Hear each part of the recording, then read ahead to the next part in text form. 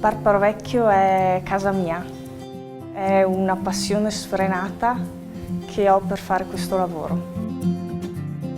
Il Parparo Vecchio per me rappresenta la vita della mia famiglia, rappresenta il sacrificio e il lavoro che hanno fatto i miei genitori e che adesso io voglio portare avanti insieme con i miei fratelli. Il Parparo per me è la mia vita, sono stato battezzato nella chiesetta Conca dei Parpari. Sono cresciuto qua, dentro il ristorante.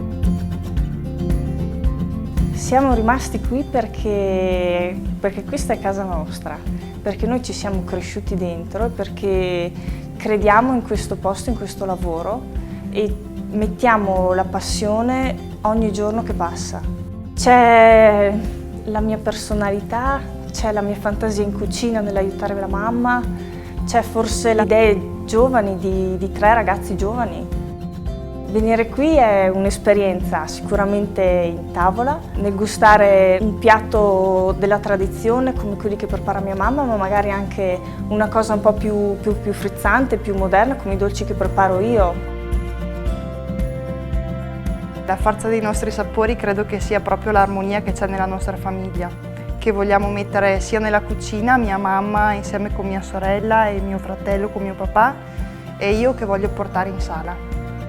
Si deve sentire la famiglia anche in quello. Gian Pietro ha iniziato a prendere le redini della griglia, ho imparato tutto da mio papà e adesso sto proseguendo il suo lavoro, mi sto anche specializzando.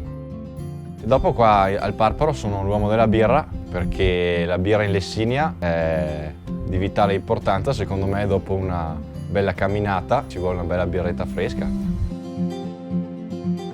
Io un sogno ce l'ho ed è quello di poter restare qui e continuare a fare questo lavoro con la mia famiglia, con i miei genitori e vivere ogni giorno di Lessinia. Anche il mio. E anche il mio.